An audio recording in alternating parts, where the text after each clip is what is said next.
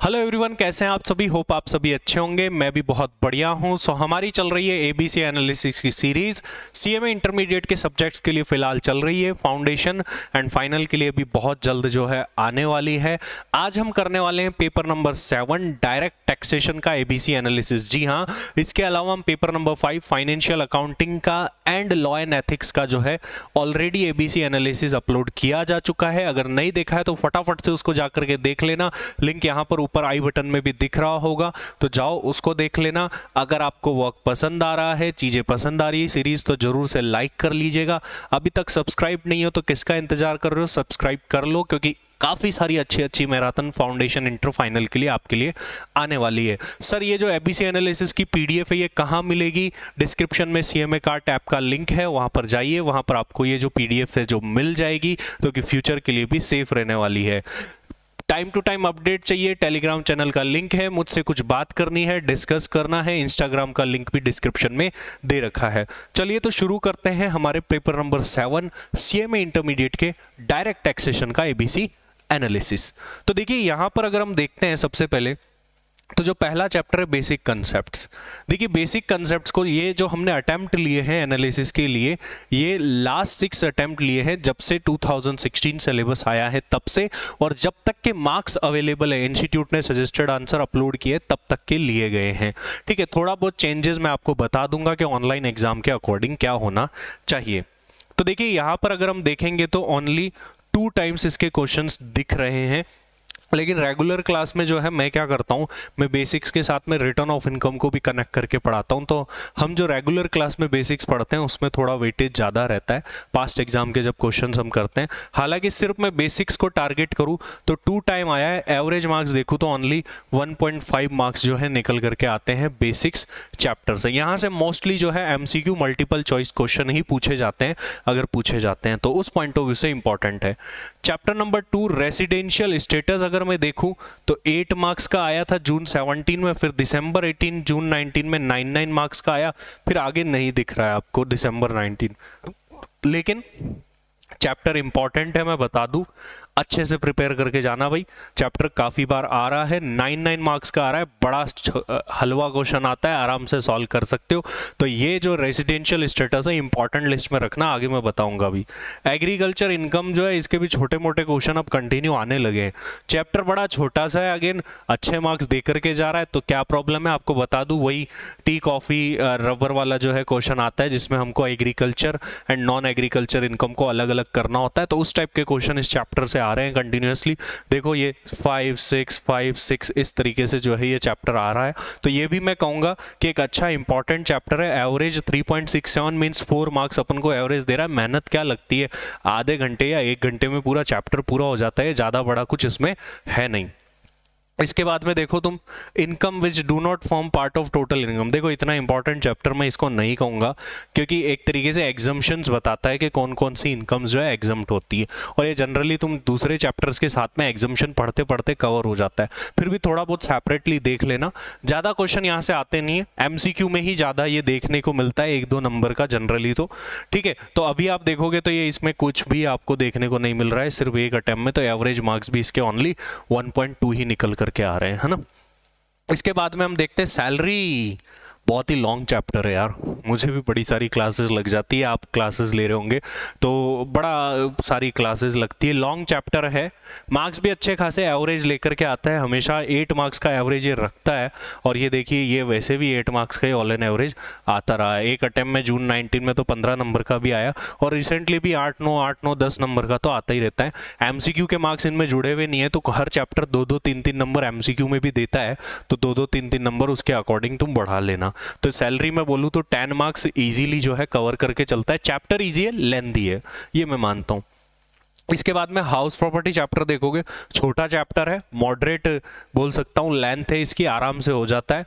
23 subsection 3, 23 subsection 4 के question देखने को मिलते हैं, 26 के क्वेश्चन देखने को मिलते हैं। सेक्शन बता रहा हूँ मैं, इन सेक्शन से ज़्यादा क्वेश्चन देखने को मिलते हैं। तो ये देखिए कंटिन्यूसली ये चैप्टर आता रहता है, 5.67 मतलब 6 मार्क्स का एवरेज है, और ऑल एन एवरेज बताऊं एमसीक्यू वगैरह मिला के 8 मार्क्स जो है ये चैप्टर अपन को दे देता है। तो उसके अकॉर्डिंग इस चैप्टर को प्रिपेयर करना है। मैं रिकमेंड करूंगा कि मॉड्यूल के क्वेश्चन कर लो और पास्ट एग्जाम के क्वेश्चन कर लो, इस चैप्टर का काम हो गया। सैलरी का ऐसे बोलूंगा, देखो मॉड्यूल वाले क्वेश्चन ज़्यादा रेलिवेंट नहीं है, मॉड्यूल में छोटे छोटे क्वेश्चन। सैलरी के सारे प्रोविजन पढ़ो और सीधा सीधा चले जाओ कहाँ पर, पास्ट एग्जाम के क्वेश्चन करने। अच्छा, मैंने 60+ की स्ट्रेटेजी भी बनाई हुई डायरेक्ट टैक्स के लिए, वो भी देख लेना। काफ़ी सारे बच्चों ने देखा है, बेनिफिट हुआ है, तो लिंक मैं ऊपर यहाँ पर दे रहा हूँ। तो उसको 60+ की स्ट्रेटेजी को जब ये पूरा वीडियो देख लो एंड तक, उसके बाद में देखना, वरना ये छूट जाएगा ना। इसके बाद में पीजीबीपी, हाँ जी भाई ठीक है, ये है, ये चैप्टर ऐसा है कि वही क्या ही बोले कि वो आजकल बड़ा चल रहा है कि पुष्पा नाम सम के फूल समझे हैं क्या, पीजीबीपी हूँ मैं। हाँ, तो ऐसा ही कुछ इसके साथ में है। पीजीबीपी बड़ा इंपॉर्टेंट चैप्टर, देखिए हमेशा जो कंटिन्यू, 22 मार्क्स का आ गया दिसंबर 2019 के अंदर। तो बड़ा बच्चों को जो है डेंजर चैप्टर ये लगता है, लेकिन अच्छे से पढ़ोगे तो बहुत इंटरेस्टिंग है भाई साहब। इस चैप्टर को समझने के लिए तुम्हें धंधा आना चाहिए। अगर तुमको बिजनेस आता है, धंधा आता है, बड़ा आसान चैप्टर है यार ये, ऐसा कुछ भी नहीं है। प्रैक्टिकल माइंड लगाओ, प्रैक्टिकली करो, सब कुछ आसान हो जाएगा। रिविजन वीडियोस वगैरह भी डाल रखे हैं मैंने, वो भी जा करके देख लेना। तो चैप्टर बहुत इंपॉर्टेंट है, एज यू नो 10 मार्क्स का एवरेज ले रहा है, लेकिन 15 नंबर आराम से ले जाता है। इसके कुछ क्वेश्चन और आते हैं जो कि बुक वाले क्या करते हैं, असेसमेंट में डाल देते हैं, असेसमेंट ऑफ वेरियस एंटिटीज में। तो पीजीबीपी आराम से 15 नंबर तो एटलीस्ट आपका लेके ही जाता है। तो इंपॉर्टेंट चैप्टर की कैटेगरी में रखो, बहुत ही इंपॉर्टेंट चैप्टर है, रिवीजन करना है। प्लेलिस्ट में जाओ, डीटी मैराथन्स में जाकर के देख लेना इसको। इसके बाद में कैपिटल गेन। कैपिटल गेन एक इंपॉर्टेंट चैप्टर माना जाता है, ठीक है, और आता भी रहता है। मतलब मैं ये नहीं कहूँगा हमेशा ही आएगा, कभी कभी ऐसे होता है इसका क्वेश्चन आता नहीं है, लेकिन चैप्टर बड़ा है। फाइनल में भी इसके क्वेश्चन आते हैं। पीजीबीपी और कैपिटल गेन ऐसे चैप्टर है, इवन अदर सोर्स, ये ऐसे चैप्टर है जिनके फाइनल में भी तुमको क्वेश्चन देखने को मिलेंगे। यहाँ पर भी देखोगे तो दिसंबर 17 में 8 मार्क्स का आया, फिर 3 अटेम्प्ट तक रेगुलरली जो है 8, 10 और 6 ऐसे थोड़ा बहुत आता रहता है। मैं अब इसको एवरेज बताऊंगा, 6 से 8 नंबर ये जो है नॉर्मली कवर करके चलता है। आसान क्वेश्चन आता है। हमारे स्टडी मटेरियल के जब क्वेश्चन वगैरह करोगे तो बड़ा हाई लेवल दे रखा है अपने स्टडी मटेरियल के अंदर, तो लेकिन इसका नॉर्मल और आसान क्वेश्चन आता है, इतना भी कोई हार्ड क्वेश्चन तो नहीं आता, मैं बताऊँ तुमको। तो ये कैपिटल गेन का हाल है। आगे देखते हैं भाई, आगे कौन कौन से चैप्टर है, ये देखो आगे के भाई, आगे के चैप्टर देख लेते हैं। अब मैं बात करूं यहां पर,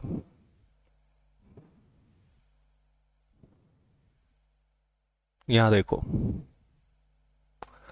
आगे तुम अगर देखोगे तो आगे हमको दिख रहा है अदर सोर्स, ऊपर ही ऊपर देखो सबसे अदर सोर्स है ना। मुझे बहुत अच्छा लगता है चैप्टर, बड़ा क्यूट सा चैप्टर है, छोटा सा, आराम से 2-2 नंबर के 4 क्वेश्चन आते हैं, 8 नंबर देके जा रहा है रिसेंटली। छोटा सा चैप्टर है, अगर रिवीजन करने बैठोगे 1-1.5 घंटे की रिवीजन वीडियो मैंने भी डाल रखी है, उसमें आराम से रिवाइज हो जाता है और आराम से मैं बताऊंगा तुमको 8 नंबर फ्री के है ये। अगर थोड़ी सी भी मेहनत कर लोगे ना, बाकी देखो सैलरी में कितना टाइम लगाना पड़ता है, और यहाँ देखो 8 नंबर ऐसे ही दे जाता है ये। तो अदर सोर्स जो है जनरली 8-8 नंबर का, ये देखो यहाँ आ रहा है 8-8 नंबर आ रहा है, फिर 2 नंबर एक बार आ गया कोइंसिडेंटली, लेकिन एवरेज में 8 मार्क्स बोलूंगा ज़्यादातर आता है ये। इसमें से गिफ्ट हो गया, शेयर प्रीमियम वाला टॉपिक हो गया, 4 फीचर हो गया, इंटरेस्ट ऑन एनहांस कंपनसेशन, ये टॉपिक्स बहुत ज़्यादा आते हैं इसके अंदर से। तो अकॉर्डिंगली इसको प्रिपेयर कर लेना। छोटा सा चैप्टर है, हल्के में बिल्कुल मत लेना, अच्छे नंबर दे करके जाएगा ये। इसके बाद में आता है clubbing of income. Clubbing of income moderate important chapter है। इसका एवरेज इसलिए ज़्यादा हो गया कि एक अटेम्प्ट में 9 नंबर का आ गया, अदरवाइज ये बहुत कम आता है। तो ये कम ही आता है, फ्रीक्वेंसी इसकी कम ही होती है। चैप्टर भी ज़्यादा टाइम नहीं लगता, अगर तुम अच्छे से रिवीजन करने बैठो आधे पौन घंटे में इसको सलटा सकते हो तुम चैप्टर को। तो ये जो है चैप्टर 6 मार्क्स 5 to 6 मार्क्स का एवरेज निकल रहा है, लेकिन एवरेज किसकी वजह से बढ़ रहा है अगर तुम देखोगे तो ये इसकी वजह से बढ़ रहा है। 9 मार्क्स आ गया था एक साथ, इस वजह से एवरेज बढ़ रहा है, अदरवाइज ये ज़्यादा नहीं आता है। Set of and carry forward देखिए, ये थोड़ा चैप्टर जो है 6 number 8 number 5 number 7 number 5 number, ये चैप्टर जो है आता रहता है। ये चैप्टर भी आई थिंक ज़्यादा बड़ा नहीं है, चैप्टर छोटा है। इसके लिए मैं यही कहूँगा कि हमारे स्टडी मटेरियल में तो 2-3 टेढ़े क्वेश्चन भी दे रखे हैं, लेकिन इतना टेढ़ा क्वेश्चन आता नहीं है, एग्जाम में आसान क्वेश्चन आता है। तो आराम से प्रोविज़न पढ़ के जा सकते हो, 1-2 क्वेश्चन 3 क्वेश्चन की प्रैक्टिस कर लो, बस हो जाएगा काम। और जो है इसमें 4 नंबर 5 नंबर एक्सपेक्ट करके चलो ऑनलाइन एग्जाम में, इतना ही आ सकता है। सॉरी। इसके बाद में डिडक्शन। देखो यार डिडक्शन है ना, ये इन अटेम्प्ट्स में इतना नहीं दिख रहा है। मैं अगर तुमको सही बताऊं तो ये डिडक्शन ऐसा नहीं है कि इतना ही आता है, डिडक्शन बहुत आता है। ये लोग क्या करते हैं, डिडक्शन के मार्क्स काउंट कर लेते हैं इसमें। कोई बड़ा क्वेश्चन आया उसमें डिडक्शन का भी इम्पैक्ट वगैरह रहता है, लेकिन उसके मार्क्स नहीं दिखते फिर। तो इसीलिए डिडक्शन को हल्के में नहीं लेना है। 80C, 80D और 80G, ये 3 सेक्शन ऐसे हैं जिनसे सेपरेटली क्वेश्चन बन सकता है। 80D से तो काफी बार बना है। सॉरी। तो ये जो डिडक्शन है अभी एवरेज में कम दिख रहा है, लेकिन मैं इसको इंपॉर्टेंट बोल रहा हूँ। 80D सेक्शन के अकॉर्डिंग प्रिपेयर करना, ऑनलाइन एग्जाम में भी आने के काफी ज्यादा चांसेस है। 80D सेक्शन, 80C सेक्शन और 80G सेक्शन, 3 सेक्शन को ध्यान रख लेना। इसके अलावा रिबेट रिलीव कुछ काम का है ही नहीं, क्वेश्चन भी नहीं आया और वैसे भी नहीं आता। आएगा तो MCQ में 87A की रिबेट आ जाती, जो बेसिक्स में मानता हूं मैं। असेसमेंट ऑफ वेरियस पर्सन तुमको दिख रहा होगा, और एवरेज मार्क्स देखो भाई 24 मार्क्स का एवरेज है भाई। तो 24 मार्क्स का एवरेज है तो क्या 24 नंबर का आता है? देखो ये है मिक्सचर, इसमें PGBP मिक्स हो जाता है, इसमें डिडक्शन मिक्स हो जाता है, इसमें सेट ऑफ मिक्स हो जाता है। अगर हमारी बुक में देखेंगे तो असेसमेंट में AOPBI दे रखा है, फॉर्म दे रखा है, फॉर्म भी PGBP में डाल रखा है वैसे तो, और HUF दे रखा है, पॉलिटिकल पार्टी दे रखा है। लेकिन ये जो क्वेश्चन आते हैं ना PGBP के बड़े क्वेश्चन, या कहीं भी डिडक्शन पूछ लेते हैं, मान लो ऊपर तो सैलरी की इन्फॉर्मेशन है, नीचे डिडक्शन डाल के पूछ लिया टोटल इनकम निकालो, तो वो इसको यहाँ डाल देते हैं, जबकि लॉजिकली वो सैलरी में जाना चाहिए था। तो ये आपको दिख रहा है ना, डिडक्शन ऑफ वेरियस एंटिटीज, ये मिक्सचर है। तो तुम ये मत सोचना डायरेक्ट इस चैप्टर को पढ़ लूँ, ये चैप्टर तुम तब तक नहीं पढ़ सकते जब तक तुम्हारा बाकी का पढ़ा हुआ नहीं है। तो कुछ लोग ये सोचेंगे अरे यार ये चैप्टर पढ़ जाओ बहुत नंबर आ जाएंगे, लेकिन ये चैप्टर तुमको आएगा ही नहीं जब तक तुम दूसरा चैप्टर नहीं आते होंगे। तो इसीलिए ये इंपॉर्टेंट पढ़ा है, ठीक है, मार्क्स बड़े आ रहे हैं। और इसके लिए मैं रिकमेंड क्या करूंगा, पास्ट एग्जाम के पेपर करके जाना तुम। सर अब तो ऑनलाइन एग्जाम हो गया भाई, ऑनलाइन एग्जाम हो गया तो टैक्स थोड़ी ना बदल गया, प्रोविजन थोड़ी ना बदल गए। हाँ अमेंडमेंट होते हैं वो बात अलग है, लेकिन पढ़ करके जाना है, पास्ट एग्जाम के क्वेश्चन सॉल्व करके जाना है। TDS में क्या है भाई, देखो TDS जो चैप्टर है बड़ा क्यूट सा चैप्टर है, छोटा सा, जल्दी रिवाइज हो जाता है। हर एक सेक्शन उसकी हेडिंग याद कर लो कि किस रेट से TDS कटता है और कहाँ तक TDS नहीं कटता, उसकी लिमिट। बस यही पूछते, तुमको अलग अलग ट्रांजैक्शन दे देते हैं एग्जाम में और पूछते बताओ TDS की रेट क्या होगी इस केस में। इस तरीके से जो है क्वेश्चन तुमको पूछे जाते हैं। तो ये इंपॉर्टेंस है इसकी। चैप्टर इंपॉर्टेंट है भाई, 6, 8, 7, 11 इस तरीके से आया है, और ऑनलाइन एग्जाम के लिए ज़्यादा इंपॉर्टेंट है। मैं बता दूँ 6 से 8 नंबर ऑनलाइन एग्जाम के अंदर पूछा जा सकता है, और ये जो एप्लीकेबिलिटी है आगे के एग्जाम्स के लिए भी है, तो इंपॉर्टेंट ध्यान रखना। TCS आया नहीं है, कोई ज़रूरत भी नहीं है, पढ़ने की भी ज़रूरत नहीं है सच, इसको 1 पेज का तो होता है। एडवांस टैक्स देखोगे तो 6 नंबर, 5 नंबर, फिर 7 नंबर, फिर नहीं आया। वैसे जनरली इसको भी तुम हल्के में ले सकते हो थोड़ा, ठीक है, ज़्यादा कुछ आता नहीं है। इंटरेस्ट वगैरह निकालने का टॉपिक भी इसमें दिया हुआ है, तो उसको थोड़ा 15-20 मिनट देके पढ़ लेना, ज़्यादा इस पर भी ध्यान नहीं देना। रिटर्न एंड पेन, ये क्या होता है, अपना एंड में एक थ्योरी का क्वेश्चन आता है ना लिखने का, यहाँ से बड़े क्वेश्चन आते हैं। Belated return, defective return, penalty for delayed filing of return, ऐसे बड़े सारे क्वेश्चन आते हैं। MCQ भी आते हैं यहाँ से। तो थ्योरी पॉइंट ऑफ व्यू से ये इंपॉर्टेंट रहता है, यहाँ से काफी सारी थ्योरीज आती है। तो थ्योरी पॉइंट ऑफ व्यू से तुम इसको इंपॉर्टेंट लेकर के चल सकते हो। असेसमेंट प्रोसीजर, असेसमेंट प्रोसीजर देखोगे तो 5 नंबर 5 नंबर, और बता दूं ये 5 नंबर क्यों है। थ्योरी का आखिरी क्वेश्चन आता है तो एक शॉर्ट नोट लिखने को आ जाता है यहाँ से, तो थ्योरी के अंदर आता है। यहाँ भी इस चैप्टर में क्या करना है, एक डायग्राम दे रखा है तुमको, चैप्टर की समरी दे रखी है, चार्ट, वो पढ़ लेना बुक से, ठीक है, या नोट्स हो मेरे तो वहां पर दे रखा है, वहां से ये पढ़ लेना चीज। ICDS भी देखो AS के जैसे ही है, 5-5 नंबर का आया है। कहाँ आया है अगेन बता दूं, ये भी थ्योरी में आया है, शॉर्ट नोट लिखने में। कोई एक ICDS आ जाता है जिस पर लिखना पड़ता है, और मोर और लेस काफी ICDS AS से सेम है, तो AS का कंटेंट पता है तो वो लिख लो, और जो डिफरेंट चीजें हैं वो आप पढ़ सकते हो। तो ये सारी चीजें मैंने आपको बता दी कि कौन सा चैप्टर कितने नंबर का जो है पास्ट एग्जाम्स के अंदर आया है। अब इनके बेसिस पर और मेरे एनालिसिस के बेसिस पर मैंने ABC कैटेगरी में इनको बांटा है। कुछ चैप्टर हो सकते हैं आपको ऊपर कम मार्क्स में दिखे लेकिन A या B में मिल जाए, वो इस वजह से ऑनलाइन एग्जाम होने की वजह से और इंपॉर्टेंस होने की वजह से। तो फटाफट तुमको दिखा देता हूँ। अब PDF कहाँ मिलेगी, CMA कार्ट ऐप पर मिलेगी, ध्यान रखना, तो उसी के अकॉर्डिंगली तुम देख लेना भाई। ऐप डाउनलोड होगा तो वहां पर आपको मिल जाएगी। ये तो गायब ही हो गया था भाई, ये हो गया ना अपना, नहीं ये कहाँ हुआ है। हाँ भाई कैटेगरी A देखते हैं, कैटेगरी A में क्या क्या आ रहा है। तो ऑब्वियस सी बात है, सबसे पहले तो कैटेगरी ए में कौन सा चैप्टर है? कैटेगरी ए में है assessment of various entities with average marks of about 24 number का about assessment of various entities आता है। लेकिन जैसा कि मैंने बताया इसमें पीजीबीपी भी शामिल है, हाउस प्रॉपर्टी भी, सैलरी भी। जब तक वो नहीं आएगा तब तक काम नहीं बन पाएगा। तो इसको ऐसे मत समझना, इसमें डिडक्शन भी आ जाता है। तो उस पॉइंट ऑफ व्यू से और लगभग हर अटेम्प्ट में यहाँ से क्वेश्चन आया। फ्रीक्वेंसी देखोगे तो 6 आउट ऑफ 6 है इसकी। पीजीबीपी तुम्हारा फेवरेट चैप्टर, एवरेज मार्क्स 10 है, ऑनलाइन एग्जाम में 15 मान के चलना।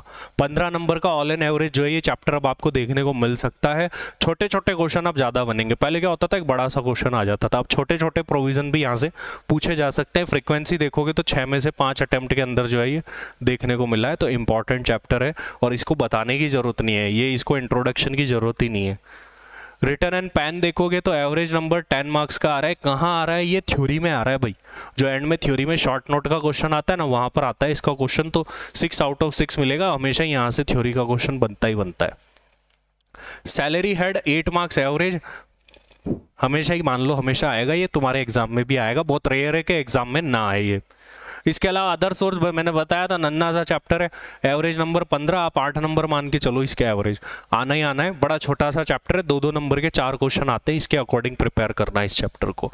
तो ये है हमारा category A. Total 57 marks cover कर रहे हैं। कितने चैप्टर है ये? टोटल 5 चैप्टर, सिर्फ 5 चैप्टर और 57 मार्क्स कवर कर रहे हैं। और क्या चाहिए भाई? तो इन 5 चैप्टर पर हमको सबसे ज़्यादा ध्यान देना है।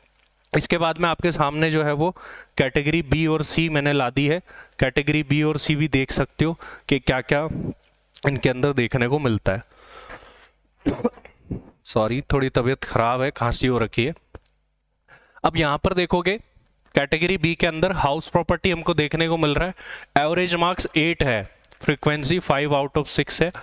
तो अच्छा खासा मार्क्स है, छोटा सा चैप्टर है, आराम से कर सकते हो। Capital gain 5 number, frequency 4 out of 6। TDS 5 number का है, ऑनलाइन एग्जाम के लिए इंपॉर्टेंट बोल दिया है मैंने इसको। ऑनलाइन एग्जाम में क्वेश्चन बनने के बहुत ज़्यादा चांसेस है। डिडक्शन को भी मैं online exam point of view से इंपॉर्टेंट बोल रहा हूँ। वैसे तुमको देखो 2 ही नंबर दिख रहे हैं, फिर भी कैटेगरी बी में डाला हुआ है, क्योंकि ऑनलाइन एग्जाम में यहाँ से क्वेश्चन बनने के बहुत ज़्यादा चांस है, इस वजह से डाला है मैंने। इसके अलावा रेजिडेंशियल स्टेटस को भी बहुत ज़्यादा इंपॉर्टेंट में मैं डाल रहा हूँ। एवरेज मार्क्स 5 ही दिख रहे हैं, लेकिन फिर भी तो कैटेगरी बी को भी हल्के में नहीं लेना। ऐसे मत सोचना कैटेगरी ए ही सब कुछ है, ए और बी दोनों सब कुछ है। सी को तुम थोड़ा हल्के में ले सकते हो, वो मैं कहूँगा। इसके अलावा एग्रीकल्चर इनकम देखोगे तो ये भी रेगुलरली आ रहा है, मैं इसको भी इंपॉर्टेंट। ये देखो, ये ऐसे चैप्टर है जिनको तुम हल्के में लेते हो, जनरली मैं बता रहा हूँ। टीडीएस, डिडक्शन, क्या है इसमें? कुछ नहीं होगा। लेकिन देखो नंबर कितने हैं, एवरेज मार्क्स कम लग रहे होंगे, ऑनलाइन एग्जाम में ज़्यादा आएंगे, क्योंकि यहाँ से ऑनलाइन एग्जाम टाइप का क्वेश्चन बनाना आसान होता है, इसीलिए बोल रहा हूं। ऑनलाइन एग्जाम के लिए सूटेबल क्वेश्चन अच्छे तरीके से यहाँ पे बन जाता है। फ्रीक्वेंसी भी ऐसे नहीं है कि कम है, बस ये 2 आउट ऑफ 6 आपको दिख रहा होगा डिडक्शन, लेकिन ये आगे जो है ज़्यादा आया है अभी रिसेंट एग्जाम्स में, तो फ्रीक्वेंसी इसकी भी अच्छी हो गई है। ये income of other person included in assessee's clubbing of income, वो उधर एग्जम्पशन आया था, ठीक है, ये इधर आ गया। क्लबिंग ऑफ इनकम 4 नंबर का, 6 में से 3 अटेम्प्ट में आया है। मॉडरेटली इंपॉर्टेंट बोल सकते हैं, लेकिन ज़्यादा कुछ खास इसके अंदर है नहीं, मैं बताऊं तो। Set of and carry forward को तुम इंपॉर्टेंट में रख सकते हो। फ्रीक्वेंसी भी बहुत ज़्यादा है, देखो 6 में से 5 अटेम्प्ट के अंदर ये वाला जो है ये भी टॉपिक आया है। तो कैटेगरी बी को भी जो है इंपॉर्टेंस अपन को देनी है, ऐसा नहीं इंपॉर्टेंस नहीं देनी है। कैटेगरी बी वाले में जो है ना, मैंने तुमको 4 इंपॉर्टेंट बताए, वो इसीलिए बताएं कि इनके आने के पूरे चांसेस है ऑनलाइन एग्जाम में ज़्यादा। कैटेगरी सी में ज़्यादा कुछ खास बताने को है नहीं। देखो इसमें आता है income which do not form part of total income, exemptions एक तरीके से। एवरेज मार्क्स 2 है, थोड़ा टाइम निकाल के फटाफट से रिवीजन कर लेना। एडवांस टैक्स में भी कुछ खास नहीं है, 3 मार्क्स का आया है, ये भी थोड़ा। असेसमेंट प्रोसीजर से थ्योरी क्वेश्चन आता है, एवरेज नंबर 4। आईसीडीएस से भी थ्योरी शॉर्ट क्वेश्चन आता है, 4 नंबर। बेसिक कंसेप्ट यहाँ रखा है, लेकिन जो बेसिक कंसेप्ट मैं आपको रेगुलर क्लास में पढ़ाता हूँ उसमें मैं रिटर्न ऑफ इनकम भी कवर कराता हूँ साथ में। तो बेसिक कंसेप्ट हमारा तो 10-12 नंबर का रहता है, आप भी किस तरीके से पढ़ते हैं उसके ऊपर है। तो बेसिक कंसेप्ट से एमसीक्यू काफ़ी देखने को मिलेंगे ऑनलाइन एग्जाम में भी। तो ये कैटेगरी सी में है दूर, लेकिन इसको इग्नोर मत करके जाना भाई बेसिक कंसेप्ट को, इसलिए मैं इंपॉर्टेंट मार्क कर रहा हूँ। Rebate and relief as such कोई क्वेश्चन आया नहीं है और आगे भी चांसेस नहीं लग रहे हैं। टीसीएस से भी आगे भी कोई चांसेस नहीं लग रहे हैं। तो कैटेगरी सी में देखो इतने सारे चैप्टर है, 7 चैप्टर और सिर्फ 15 नंबर एवरेज बन के आता है। तो ये हमने कैटेगरी ए, बी और सी देख ली। डायरेक्ट टैक्स के लिए, और डिटेल में मैंने तुमको बता दिया कि हमको कैसे पढ़ना है और क्या करना है। अब अपनी फटाफट से प्लानिंग कर लो, चाहे जून में एग्जाम देने वाले हो या दिसंबर में एग्जाम देने वाले हो, आगे आने वाले काफ़ी अटेम्प्ट्स के लिए एप्लीकेबल होने वाली स्ट्रेटेजी है। अगर यहाँ तक देख रहे हो तो लाइक और सब्सक्राइब किए बगैर मत जाना। मुझसे अगर बात करनी है, इंस्टाग्राम का लिंक दे रखा है, टेलीग्राम चैनल का भी लिंक दे रखा है। तो होपफुली ये एनालिसिस आपको पसंद आया होगा, इसमें मैंने डिटेल में बताने की कोशिश की है, बाकी के लिए भी आने वाला है। और अगर आपको कोई और एनालिसिस चाहिए, आपकी कोई और रिक्वायरमेंट है, तो जरूर से कमेंट बॉक्स में लिख करके बताइएगा। इफ पॉसिबल तो जरूर से मैं और मेरी टीम उसको पूरा करने की कोशिश करेगी। तो अभी के लिए इतना ही। Thank you very much.